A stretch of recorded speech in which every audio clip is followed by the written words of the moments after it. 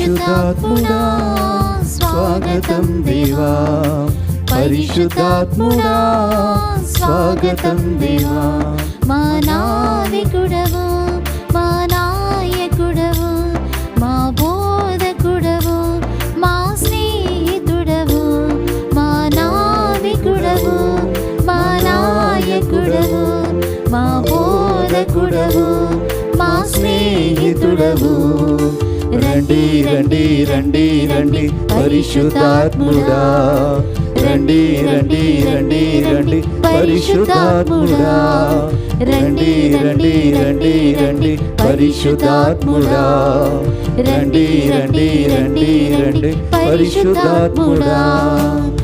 రండి రండి మాపై రండి, రండి రండి మాలో రండి, రండి రండి మాపై రండి, రండి రండి మాలో రండి. పరిశుద్ధాత్ముడా స్వాగతం దేవా, పరిశుద్ధాత్ముడా స్వాగతం దేవా. ప్రభువా, బలముగా వీచే గాలి వలె అపోస్తల మీదికి దిగి వచ్చినట్లుగా ఈ ఆధ్యాత్మిక వడకములో మా మీదికి కూడా దిగి రమ్మని వేడుచున్నాము తండ్రి.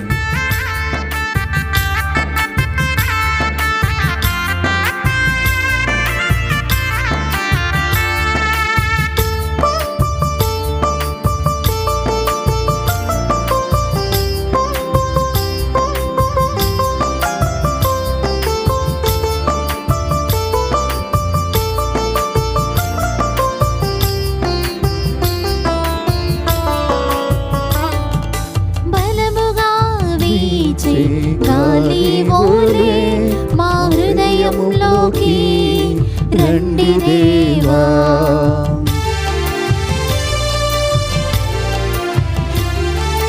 బలముగా వీచే గాలి వోలే మా హృదయంలోకి రండి దేవా.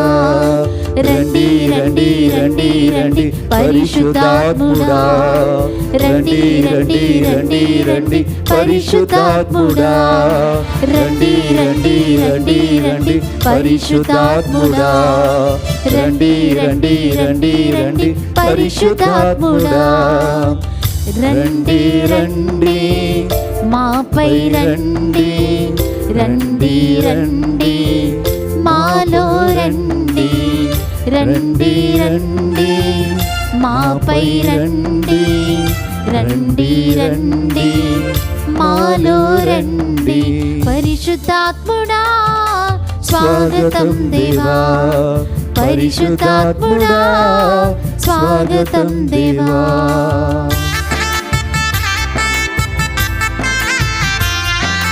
ప్రభువా, నీ అపోస్తలులను నీ అభిషేకముతో నింపావు తండ్రి.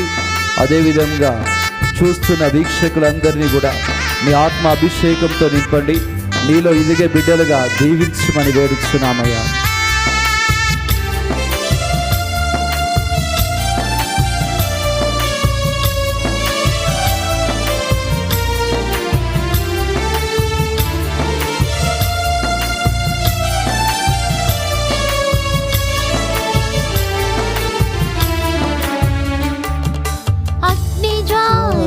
వంటి నాలుకవోలే మా పెదవులపైకి రండి దేవా.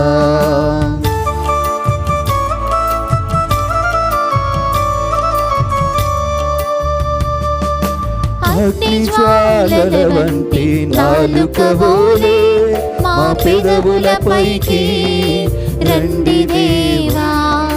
రండి రండి రండి రండి పరిశుద్ధాత్ముడా, రండి రండి రండి రండి పరిశుద్ధాత్ముడా, రండి రండి రండి రండి పరిశుద్ధాత్ముడా, రండి రండి రండి రండి పరిశుద్ధాత్ముడా. రండి రండి మాపై రండి, రండి రండి మాలో రండి, రండి రండి మాపై రండి, రండి రండి మాలో రండి. పరిశుద్ధ పరిశుద్ధాత్ముడా స్వాగతం దేవా, పరిశుద్ధాత్ముడా స్వాగతం దేవా. ప్రభు మీతో ఉండునుగాక, మీ ఆత్మతోనూ ఉండునుగాక. మార్కు శుభవార్త 1వ అధ్యాయము 35వ వచనము. యేసు ప్రభు వేకువ జామున లేచి ఒక నిర్జన ప్రదేశమునకు పోయి ప్రార్థన చేయ ఆరంభించెను. క్రీస్తు సువిశేషము. క్రీస్తువా మీకు స్తుతి కలుగునుగాక. Praise the lord. Hallelujah. Praise the lord. Hallelujah. Hallelujah. Hallelujah. Hallelujah. యేసువా వందనం. యేసువా వందనం. యేసువా స్తోత్రం. యేసువా స్తోత్రం. తండ్రి వందనం. తండ్రి వందనం. తండ్రి స్తోత్రం. తండ్రి స్తోత్రం. ఆత్మదేవా వందనం. ఆత్మదేవా వందనం. ఆత్మదేవా స్తోత్రం. ఆత్మదేవా స్తోత్రం. హల్లెలూయా. హల్లెలూయా. హల్లెలూయా. హల్లెలూయా. హల్లెలూయా. హల్లెలూయా. క్రీస్తునాథుని యందు ప్రియ సోదరి సోదరులారా, క్రీస్తులో ఎదుగుట అనే ఆధ్యాత్మిక వడకమునకు మరొక మారు మీకు స్వాగతం పలుకుతున్నాం. మొదటి సందేశంలో పాత జీవితం నశిస్తే మనం క్రీస్తులో ఎదుగుతాం అని తెలుసుకున్నాం. రెండవ సందేశంలో దేవుని వాక్కును చదివినప్పుడు క్రీస్తులో ఎదుగుతాం అని నేర్చుకున్నాం. ఇక ఈ మూడవ సందేశం ప్రార్థన ద్వారా యేసులో ఎదుగుటం అనే అంశమును ధ్యానం చేసుకుందాం. సామెతల గ్రంథము 30వ అధ్యాయము 26వ వచనము ఈ విధంగా సెలవిస్తుంది. చిన్న కుందేళ్లకు సత్తువ లేదు, అయినను అవి కొండల మీద కొండల మధ్యలో దాగుకొనును. హల్లెలూయా. హల్లెలూయా. చిన్న కుందేళ్లకు సత్తువ లేదు, కానీ అన్నిటి నుండి రక్షించబడాలనే ఉద్దేశంతో కొండల మధ్యలో కుందేళ్ళు దాక్కుంటున్నాయి. అలానే మనకు సత్తువ లేదు, మన జీవితానికి సత్తువ లేదు, మన జీవితానికి ఎదుగుదల లేదు. కానీ ప్రార్థన ద్వారా ప్రభువులో దాక్కున్నట్లయితే నీవు దేవునిలో ఎదగగలవు, దేవుని యొక్క కృపను నీవు పొందుకోగలవు. ప్రార్థన దేవునిలో ఎదగడానికి, యేసులో ఎదగడానికి ఒక ఆయుధము. దీపం వెలగాలంటే నూనె అవసరము. అలానే క్రైస్తవుడు వెలగాలంటే క్రీస్తుతో ప్రార్థన చేయడం అవసరము. ఎక్కడ ప్రార్థన ఉంటుందో అక్కడ దేవునిలో ఎదుగుదల ఉంటుంది. మనందరికీ తెలుసు, ప్రార్థన అంటే దేవునితో సంభాషించడం, దేవునితో మాట్లాడడం మరియు ఆయన చెప్పింది వినడం. దేవునితో మాట్లాడుతున్నావా? ఒకసారి పరిశీలించుకో ప్రియ బిడ్డ. ఎన్నిసార్లు దేవునితో నీవు రోజులో మాట్లాడుతున్నావు? నీ స్నేహితుడికి ఫోన్ చేసి అనేక సార్లు నీవు మాట్లాడుతున్నావే, మరి నీ దేవునితో నీవు మాట్లాడుతున్నావా? పరిశుద్ధ గ్రంథాన్ని మనం పరిశీలన చేసినట్లయితే అనేక మంది వ్యక్తులు దేవునితో మాట్లాడి, దేవునితో ప్రార్థన చేసి, దేవునితో ఎదుగుతున్నారు, దేవునిలో అనుసంధానం అవుతున్నారు. పరిశుద్ధ గ్రంథంలో మనం చూసినట్లయితే అబ్రహాము జీవితం మనకు కనిపిస్తుంది. ఆదికాండం 12, 13, 14 అధ్యాయాలలో మనం చూస్తున్నాం. అబ్రహాము ఏ ప్రదేశానికి వెళ్ళినా ఆయన చేస్తున్న మొదటి పని ఏంటంటే బలిపీఠాన్ని నిర్మించడం. బలిపీఠం దేనికి గుర్తు? బలిపీఠము దేవునికి ప్రార్థించే దానికి గుర్తుగా ఉంది. దేవునితో సంబంధం పెట్టుకోవడానికి బలిపీఠం గుర్తుగా ఉంది. బలిపీఠంను నిర్మించి ఆయన ప్రార్థించాడు. అందుకే ఏం జరుగుతుంది? ఆ ప్రార్థనను ప్రభు విన్నాడు. 75 సంవత్సరముల నుండి ప్రార్థన చేయడం మొదలు పెడితే 100వ సంవత్సరములో ఆయన కుటుంబం ఫలిస్తుంది, దేవునిలో ఎదగగలుగుతుంది, జాతులకు తండ్రిగా ఆయన మారుతున్నాడు. 75వ సంవత్సరంలో సంతానం లేని వ్యక్తి అబ్రహాము, కానీ 100వ సంవత్సరంలో కుమారుణ్ణి దేవుడు అనుగ్రహిస్తున్నాడు. నీ జీవితంలో ప్రియబిడ్డ, నీళ్ళు ఎదగాలంటే ప్రార్థన తప్పనిసరి. నీ కుటుంబంలో కూడా బలిపీఠం నువ్వు నిర్మించుకోగలగాలి. ఎక్కడ బలిపీఠం నిర్మించబడుతుందో, ప్రార్థన బలిపీఠం నిర్మించబడుతుందో ఆ జీవితాలు దేవునిలో ఎదగబడతాయి. మోషే మీరు చూడండి, ఉదయం లేవగానే ఎక్కడికి ఉరికేవాడు? గుడారమునకు వెళ్ళి అక్కడ మోకరించి ప్రార్థించేవాడు. అందుకే 6 లక్షల మందిని ఆయన ఏకధాటిగా ఆయన నడిపించగలుగుతున్నాడు. నిజమే, ప్రభు గుడారం ముందు, ప్రభు బలిపీఠం ముందు మోకరించిన వాళ్ళు, ప్రభుతో సంభాషించిన వాళ్ళని ప్రభు నాయకునిగా మారుస్తాడు. నీ జీవితంలో నీవు ప్రభు ముందు మోకరిస్తున్నావా? మోకరిస్తేనే నీ కుటుంబానికి నీవు నాయకుడు అవుతావు. అదేవిధంగా మనం చూస్తున్నాం దానియేలు గ్రంథంలో, దానియేలు 6వ అధ్యాయం 10వ వచనంలో మనం చూస్తున్న గొప్ప సత్యం ఏమనగా, దానియేలు ప్రతిరోజు ముమ్మారు ప్రార్థించేవాడు. అందుకే ప్రభు ఆయనను కాపాడుతున్నాడు. ఎక్కడ నుండి? సింహపు నోటి నుండి కాపాడుతున్నాడు. సింహము వాస్తవానికి ఆయన మృంగాలి, కానీ దానియేలు ప్రార్థించేవాడు కనుక సింహము నోటి నుండి దేవుడు దేవదూతను పంపి ఆయన్ను కాపాడుతున్నాడు. ఇప్పుడే చదువుకున్నాం, యేసు ప్రభువు కూడా వేకువనే లేచి ప్రార్థించేవాడు. అందుకే ప్రపంచానికి రక్షకుడిగా మారుతున్నాడు. వీరందరి జీవితాలు మనకు బోధిస్తున్న సత్యం ఏమిటి? అబ్రహాము కావచ్చు, మోషే కావచ్చు, దానియేలు కావచ్చు, యేసు ప్రభు కావచ్చు, వీరందరూ ఎదుగుతున్నారు, దేవునిలో ఎదుగుతున్నారు. ఎలా అంటే ప్రార్థన ద్వారా. మరి నీవు ఎదుగుతున్నావా? నీవు ప్రార్థిస్తున్నావా? నువ్వు ఎన్నిసార్లు రోజుకి ప్రార్థిస్తున్నావు? యోహాను శుభవార్త 14వ అధ్యాయం 14వ వచనం చెప్తున్న మాట ఏంటంటే, నా నామములో మీరు ఏమి అడిగినను మీరు పొందుకుందెదరు. యేసు ప్రభు నామమును ప్రార్థన ద్వారా మనం పిలిచినప్పుడు ప్రభు అన్నిటినీ మనకు సమకూర్చును. మత్తయి శుభవార్త 7వ అధ్యాయము 7వ వచనం ఇంకొక వాగ్దానం, అడుగుడు మీకు ఇవ్వబడును. నిజమే, అడగాలి. ప్రార్థనలో దేవుణ్ణి అడిగితే మనం ఆయనలో ఎదుగుతాం. వాస్తవానికి అడుగుడు అనే మాటను మూల అర్థంలోనికి వెళితే, మీరు పొందే వరకు అడగండి, మరలా అడగండి అనే అర్థం వస్తుంది. అంటే ప్రభు యొక్క ఉద్దేశం ఏమనగా, మనం ప్రతిసారి మరలా ప్రార్థించాలి. ఎక్కడెక్కడైతే మరలా ప్రార్థిస్తారో ఆ కుటుంబాలు రక్షించబడతాయి, క్రీస్తులో ఎదగబడతాయి. మొదటి తెస్సలోనిక ప్రజలకు పౌలు రాసిన లేఖలో 5వ అధ్యాయము 17వ వచనం చెప్తుంది, సదా ప్రార్థింపుడు. అంటే పౌలు గారు మనకిస్తున్న గొప్ప సత్యం, ఎల్లప్పుడూ ప్రార్థించాలి. మీ అందరికీ ఒక సందేహం రావచ్చు, ఎలా ఎల్లప్పుడూ నేను ప్రార్థించగలను ఫాదర్? నా పనులు నాకుండవా? నేను ఉద్యోగానికి వెళ్ళకూడదా? నా పనులు నేను చేసుకోకూడదా? ఎప్పుడు ఎలా దేవుని దగ్గరే కూర్చొని ప్రార్థించగలను అంటే, ఆ యొక్క వచనం సత్యం ఏమనగా, నువ్వెక్కడ ఉన్నా ప్రభు వైపు నీ మనసు చూడగలగాలి, ప్రభుతో మాట్లాడగలగాలి. సదా ప్రార్థించడం అంటే కొన్ని సత్యాలను మీతో పంచాలని ఆశపడుతున్నాను. సదా ప్రార్థించడం అనగా పనియే ప్రార్థన కావాలి. ఉదాహరణకు, నువ్వు బియ్యం గడుగుతున్నావు అనుకోండి. నువ్వు బియ్యం గడుగుతున్నప్పుడు నువ్వు దేవునితో మాట్లాడగలగాలి. ప్రభువా, ఈ బియ్యాన్ని నేను కడుగుతున్నట్టు నా హృదయాన్ని ప్రభువా నువ్వు కడుగు అని దేవునితో మాట్లాడగలగాలి. కసువు ఊడుస్తున్నప్పుడు, చీపురు పెట్టి ఇల్లుని శుభ్రం చేస్తున్నప్పుడు ప్రభుతో నువ్వు మాట్లాడగలగాలి, ప్రార్థించగలగాలి. ప్రభువా, ఈ ఇంటిని నేను శుభ్రం చేస్తున్నాను కదా, నా ఇంటిని నువ్వు శుభ్రం చేయవా అని అడగగలగాలి.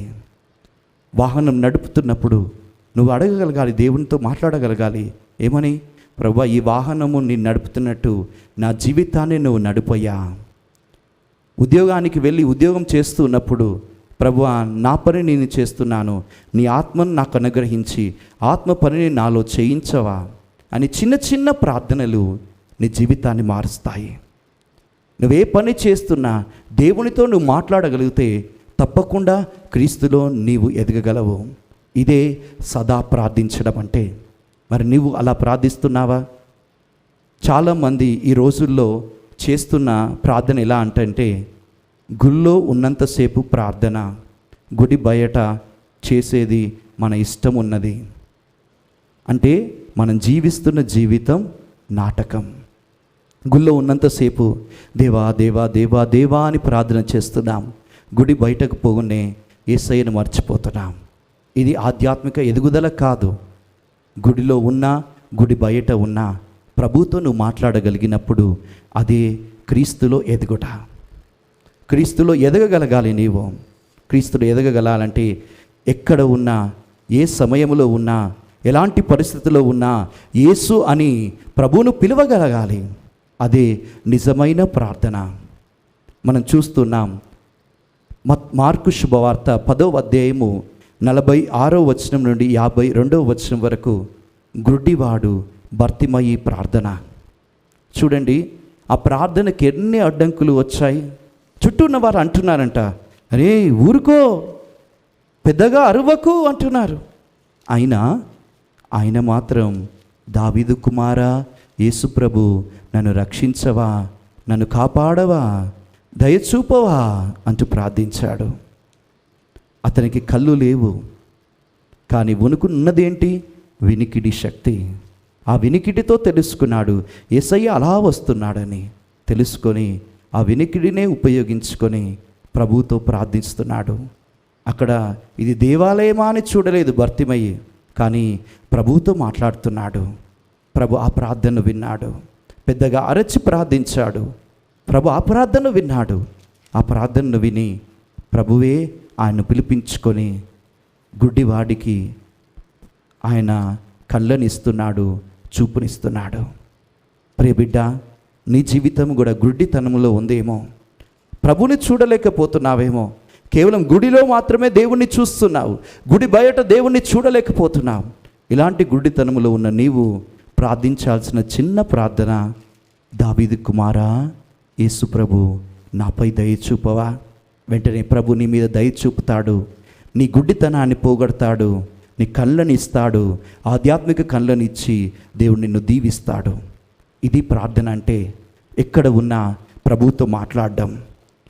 ప్రార్థన పదే పదే చేయమని లూకా శుభవార్త 18వ అధ్యాయము 1వ వచనం నుండి 8వ వచనములో ఒక వితంతువు ద్వారా ప్రభు మనకు ఇస్తున్న సందేశం.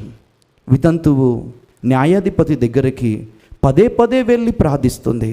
ఒక అన్యాయపు న్యాయాధిపతి దగ్గరికి ఆమె వెళ్ళి పదే పదే అడుగుతుండగా, న్యాయమైన న్యాయాధిపతి యేసు ప్రభు దగ్గరకు నువ్వు ఎన్నిసార్లు వెళ్ళాలి, ఎన్నిసార్లు ఆయనను పిలవాలి. యేసు అని నువ్వు పిలిచిన ప్రతిసారి నీకు యేసు ప్రభువుకు ఒక గొప్ప సంబంధం ఏర్పడుతుంది. ఆ సంబంధం వల్ల నీవు క్రీస్తులో ఎదగగలవు. కాబట్టి ఈ ఉదాహరణ ద్వారా ప్రభు మనకిస్తున్న సందేశం, సదా ప్రార్థించండి. అందుకే ఒక సందేశం ఏమనగా, ప్రార్థించే కుటుంబం కలిసిమెలిసి ఉంటుంది. మన కుటుంబాలు కలిసిమెలిసి ఉండలేవంటే కారణం ఏంటంటే ప్రార్థనలో లేవు. ప్రార్థన అనేక విధాలుగా చేయవచ్చు. చాలా విధాలు ప్రార్థనలో ఉన్నాయి. స్తుతి ప్రార్థన, ప్రభువును స్తుతించడం. పౌలు శిలాసులు ప్రార్థిస్తూ స్తుతిస్తూ ఉండగా వారి యొక్క జైలు బంధకములు విప్పబడుతున్నాయి. అలానే నీ కుటుంబంలో కూడా ప్రభువును పాటతో స్తుతించుము. పాటతో స్తుతించినప్పుడు దేవుడు నీ యొక్క బంధకములన్నిటినీ కూడా విప్పును. ప్రార్థన రెండవదిగా పశ్చాత్తాప ప్రార్థన. నీ పాపముల కొరకు నీ ఒప్పుకునే ప్రార్థన పశ్చాత్తాప ప్రార్థన. ఆ ప్రార్థనలో జక్కయ్యలాగా, ప్రభువా నా పాపములు క్షమించమని అడుగుము. సుంకరిలాగా కనులైనను పైకి లేపక రొమ్ము బాదుకొనుచు ప్రార్థించుము. ప్రభు నీ పాపములను క్షమించును. ప్రార్థన విజ్ఞాపన ప్రార్థన, ఇతరుల కోసం చేసే ప్రార్థన. ఇతరులు ఎంతోమంది నీకు ప్రార్థించమని అడుగుతారు, వారి కోసం నువ్వు ప్రార్థించు. అలాంటి ప్రార్థనను దేవుడు విని వాళ్ళకు ఆశీర్వాదాన్ని, నీకు ఆశీర్వాదాన్ని ఇస్తాడు. మనం చూస్తున్నాం అబ్రహాము ఆదికాండం 18వ అధ్యాయంలో చేస్తున్న విజ్ఞాపన ప్రార్థన. సొదొమ గొమొర్రా నాశనం అవుతున్నప్పుడు, నాశనం అవ్వాలని, నశింప చేయాలని ప్రభు ఆశిస్తున్నప్పుడు అబ్రహాము ప్రభువుతో, ప్రభువా 50 మంది ఉంటే ఈ నగరాన్ని నశించకుండా ఉంటావా? 40 మంది నీతిమంతులు ఉంటే నశింపకుండా ఉంటావా అంటూ ఆయనతో విజ్ఞాపన ప్రార్థన చేశాడు. ప్రభు ఆ విజ్ఞాపన ప్రార్థన ఫలితంగా లోతును, ఆయన కుటుంబాన్ని కాపాడుతున్నాడు. మరి నీవు చేస్తావా విజ్ఞాపన ప్రార్థన? ప్రార్థన ఉదయకాల ప్రార్థనగా ఉండాలి. నిజమే, ఉదయాన్నే ప్రభు వైపు మనం చూసినప్పుడు ప్రభు పరలోకము నుండి మహిమను మనకు కుమ్మరించును. ఆ రోజు కావలసిన మన్నాను కురిపించును. నిర్గమకాండము 16వ అధ్యాయంలో మనం చూస్తాం, ఇజ్రాయేలు ప్రజలు ప్రతిరోజు ఉదయాన్నే వేకువనే మన్నాను స్వీకరించారంట. అలానే నీవు కూడా ఉదయాన్నే లేచి మన్నా అనగా దేవుని యొక్క వాక్యం కోసం తాపత్రయపడి ప్రభువును ప్రార్థించము. ప్రభు ఆ రోజు కావలసిన శక్తిని నీకు దయచేస్తాడు. సాయంకాల ప్రార్థన చాలా ముఖ్యమైనది. ప్రతిరోజు సాయంకాలం నువ్వు చేసే ప్రతి ప్రార్థన ద్వారా దేవుడు నిన్ను నీ కుటుంబాన్ని దీవిస్తాడు. కృతజ్ఞతా ప్రార్థన అనగా దేవుడు చేసిన ప్రతి మేలునకు దేవునికి థ్యాంక్ యూ అని చెప్పడం. 10 మంది కుష్ఠరోగులు ఉన్నారు కదా, వారిలో ఒకే ఒక్కడు దేవునికి వందనాలు తెలియజేశాడు, దేవుని చేత హెచ్చించబడ్డాడు. ఇన్ని రకాలుగా ప్రార్థన ఉంటుంది. కాబట్టి నీవు ఉదయమున సాయంకాలం క్రమం తప్పకుండా ప్రార్థించు, స్తుతిలో ప్రార్థించు, పశ్చాత్తాపంతో ప్రార్థించు. అదేవిధంగా నీ ప్రార్థనలో నీవు దేవునితో సఖ్యపడి కృతజ్ఞతతో ప్రార్థించు, పశ్చాత్తాపంతో ప్రార్థించు. తప్పకుండా దేవుడు నీ ప్రార్థనను వింటాడు, నిన్ను క్రీస్తులో ఎదిగేలాగా చేస్తాడు. ఎఫెసీ పత్రిక 6వ అధ్యాయము 18వ వచనం ఏం చెప్తుందంటే, దైవ సహాయం కోరుచు ప్రార్థింపుడు, ఆత్మ ప్రేరణను అనుసరించి ప్రార్థింపుడు. మనం ప్రార్థించేటప్పుడు మనకు ఉండాల్సింది ఏంటంటే పవిత్రాత్మ సహవాసం. అందుకే ఈ యొక్క ధ్యాన వడకాన్ని మీరు గమనించండి. ప్రతి అంశము చెప్పకముందు మేము ఎవరిని ప్రార్థిస్తున్నాం? పరిశుద్ధాత్మ గీతం ద్వారా ఆత్మదేవుణ్ణి ఆహ్వానిస్తున్నాం. ఆత్మ ప్రేరణతో ఈ వాక్యం ప్రకటించబడుతుంది. అలానే ఆత్మ ప్రేరణ అనుసరించి మనం ప్రార్థించాలి అని పౌలు గారు కోరుకుంటున్నారు. ఆత్మ ప్రేరణలో మనం ప్రార్థిస్తే తప్పకుండా క్రీస్తులో ఎదగగలుగుతాం. కాబట్టి ప్రియ సోదరి సోదరుడారా, ప్రార్థన చేసిన ప్రతిసారి నువ్వు క్రీస్తులో ఎదగగలుగుతున్నావు. 2వ జాన్ పాల్ పాపు గారు ఇండియా భారతదేశాన్ని వారు ఒకసారి వచ్చారు. 1976వ సంవత్సరంలో 2వ జాన్ పాల్ పాపు గారు భారతదేశ సందర్శనకు వచ్చారు. అలా వచ్చినప్పుడు ఉదయం నుంచి సాయంత్రం వరకు వారు రోజంతా కూడా అనేకమైన కార్యక్రమాల్లో పాల్గొన్నారంట. పాల్గొన్న తర్వాత చివరికి సాయంత్రం 11 గంటలకు, రాత్రి 11 గంటలకు కొచ్చిన్ బిషప్ హౌస్కి వచ్చారు. 11 గంటలకు మనం ఏం చేస్తామండి? వెళ్ళి పడుకుంటాం. కానీ ఈ పోపు గారు ఏం చేస్తున్నారో తెలుసా? రాత్రి 11 గంటలకు దివ్య ప్రసాదమును ప్రతిష్ఠించుకొని మోకరించి ప్రార్థిస్తున్నారు. ఈ విషయాన్ని అప్పటి కొచ్చిన్ బిషప్ గారు చూశారు. చూసి మనందరికీ సాక్ష్యం చెప్తున్నారు. ఒక వ్యక్తి పోపుగా ఉండి ఎంతో బిజీగా ఉన్నాడు, కానీ జాన్ పాల్ 2వ జాన్ పాల్ పాపు గారు ఇంత బిజియెస్ట్ పర్సన్ అయినా ప్రభువుకు సమయం ఇచ్చాడు, ప్రభువుకుతో ప్రార్థన చేశాడు. అందుకే ఆయన క్రీస్తులో ఎదగగలిగాడు. మరి నీ జీవితం క్రీస్తులో ఎదగాల అయితే ప్రతిరోజు ప్రార్థించు. మనం చూస్తూ ఉన్నాం, అనేక మంది పునీతులు అనేక వేల సార్లు ప్రతిరోజు ప్రార్థించారంట. పునీత అంతోని వారు గంటల తరబడి ప్రార్థించేవాళ్ళు. పునీత బెనడిక్ట్ గారు 12 సంవత్సరాలు కేవలం ప్రార్థనలోనే ఉన్నారంట. అందుకు 12 సంవత్సరాలు ప్రార్థనలోనే ఉన్నందుకు ఆయన యొక్క సభ నుంచి 24 మంది పోపులుగా అభిషేకించబడుతున్నారు. 460 మంది బిషపులుగా అభిషేకించబడుతున్నారు. 50 కంటే ఎక్కువ మంది పునీతులుగా ఆ యొక్క బెనడిక్టైన్ కుటుంబం నుంచి రాబడుతున్నారు. కారణం ఏంటంటే సభ సంస్థాపకులు 12 సంవత్సరాలు ప్రార్థనలో గడిపాడు. అందుకే ప్రభు సభను అధికముగా అభిషేకించి దీవెనలతో నింపుతున్నాడు. ప్రియ సోదరి సోదరుడా, నీ జీవితము కూడా నీవు ప్రభువు వైపు చూడుము, ప్రార్థనలో ఎదుగుము. ప్రార్థనలో ఎదిగితే తప్పకుండా నీ కుటుంబం కూడా అధికముగా ఆశీర్వదించబడుతుంది, క్రీస్తులో ఎదగబడుతుంది. కాబట్టి ఇప్పటి వరకు మనం ధ్యానించాం, ప్రార్థన క్రీస్తులో ఎదుగుటకు ముఖ్య కారణం. నీవు ప్రార్థనలో ఎదిగితే, నువ్వు ప్రార్థిస్తే తప్పకుండా క్రీస్తులో ఎదుగుతావు. కాబట్టి కాసేపు మౌనంగా కళ్ళు మూసుకొని చేతులను జోడించి ప్రార్థించుదాం. ప్రార్థించే గొప్ప వరాన్ని ప్రభువా దయచేయమని ప్రభువును వేడుకుందాం. సర్వోన్నతుడైన దేవా, అబ్రహాము బలిపీఠమును ప్రభువా నిర్మించి ప్రార్థనలో ఎదిగి నీలో ఎదిగాడు. అదేవిధంగా ప్రభువా మా కుటుంబాన్ని కూడా ప్రార్థనలు ఎదిగింప చేయము ప్రభువా. ప్రతిరోజు ప్రార్థించే శక్తి దయచేయము. అన్ని సమయములలో ప్రార్థించే గొప్ప కృపను దయచేయము. నిజమే తండ్రి, నాటకంగా ఉండకూడదు మా ప్రార్థనా జీవితం. గుళ్ళో ఉన్నంతసేపు ప్రార్థించి తర్వాత నిన్ను మర్చిపోవడం కాదు ప్రార్థన అంటే. అనుక్షణం నిన్ను గుర్తు చేసుకోవడం, అనుక్షణం నీతో మాట్లాడడం అని గుర్తించే గొప్ప వరాన్ని మాకు దయచేయమని వేడుకొంచున్నాం. స్తుతిస్తూ నిన్ను ప్రార్థించే గొప్ప వరాన్ని మాకు దయచేయండి. పశ్చాత్తాప పడుతూ ప్రార్థించే వరాన్ని మాకు దయచేయండి ప్రభువా. మా కుటుంబాలలో ఉదయము సాయంకాలం ప్రార్థన చేస్తూ నీలో ఎదిగే బిడ్డలుగా మలచండి. పరుల కోసం విజ్ఞాపన ప్రార్థన చేసే విజ్ఞాపన యోధుడిగా మమ్ము దీవించండి. మా అందరి కుటుంబాలను ప్రార్థనతో నింపండి తండ్రి. ప్రార్థన ద్వారా నీలో ఎదిగే గొప్ప శక్తిని మాకు దయచేయమండి. 2వ జాన్ పాల్ పాపు గారు రాత్రి సమయంలో కూడా ప్రార్థించారు కదా ప్రభువా. మేము మా జీవితంలో ఎన్నోసార్లు ఖాళీగా ఉన్నప్పటికీ ప్రార్థించలేకపోతున్నాం. కనీసం ఈ పోపు గారినైనా చూసి మేము ప్రతిరోజు మోకరించి ప్రార్థించే బిడ్డలుగా దీవించండి. పునీత బెనడిక్ట్ గారి వలె ఎక్కువసేపు ప్రార్థన చేసే వరాన్ని మాకు దయచేయమని ప్రభువా ప్రార్థనా వరంతో మమ్ము నింపండి.